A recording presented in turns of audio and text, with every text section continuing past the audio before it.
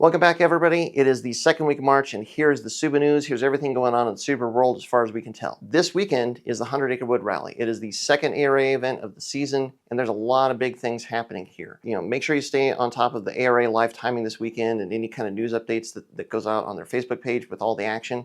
It should be a good one. Leah Block is moving up to the open class, and she is going to be driving a Hyundai i20N rally car, Group 2 rally car.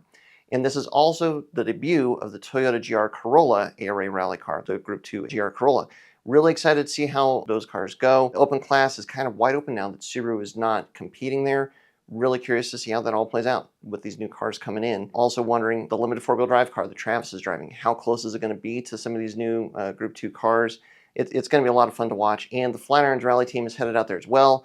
So if you're in the area, you're headed to Park Expose, say hi to our drive and co-driver, Max and Scott, the Boosted Scoops boys out there keeping the car together. We had a little bit of a rough outing last time. We DNF'd, so we got the car back together. We're really looking forward to hopefully having a good event at 100 Acre. It's a very fun rally. We had some interesting problems there last year where we kind of blew up one of the front corners.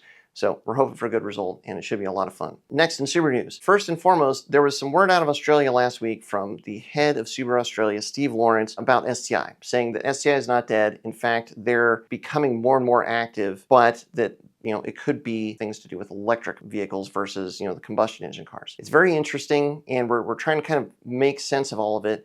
The one thing I think that we have to keep in mind going forward is right now, yes, the United States is Subaru's biggest market, but we're becoming more and more unique, especially with emission standards, fuel economy standards compared to the rest of the world.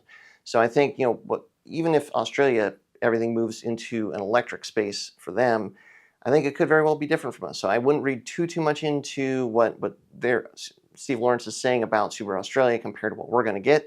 But who knows? We're just going to have to see if Subaru can give us more information about what is going to happen in Subaru of America. I think it's going to be different, and it's probably going to be more and more different going forward. Kind of related to that, there is a news of a Levorg test mule being spotted with no hood scoop. Now, the Levorg, it's a turbocharged wagon. In Australia, it is sold as the WRX wagon. The no hood scoop, for some reason, the reporters are thinking that this could actually be a hybrid test mule or hybrid drivetrain test mule. The speculation is that could this mean that the next generation WRX is actually going to be a hybrid? That's not too much of a reach. We've kind of had a suspicion that this is the case. And honestly, I think if Subaru goes into the hybrid drivetrain from a performance standpoint, there could be some good things to happen here. Even if it's a naturally aspirated engine, if the hybrid propulsion is strong enough. I mean, there's some single motors in like the Solterra or the Trailseeker that make as much power as some of the earlier, like the 2-liter WRX made, all on its own. So like you pair that even with the naturally aspirated engine, there's still some potential there from a performance standpoint. Is Subaru going to think about this, build the hybrid drivetrain with this in mind? Let's see what happens. I mean, and as a footnote, if you haven't watched the Formula One season yet, the first race was last weekend in Australia. The next race is this weekend in China. Hybrid and gasoline propulsion are on equal footing this year. It's been a lot of really interesting racing, and it kind of shows you again like some of the potential from a hybrid drivetrain. So maybe Subaru's starting to think in this direction. Maybe this could be a good thing. Who knows? We'll just have to wait back and see. In more terms of testing, the Subaru Super Taikyu car is out and doing more testing in the first race, March 21st. So a little over a week away.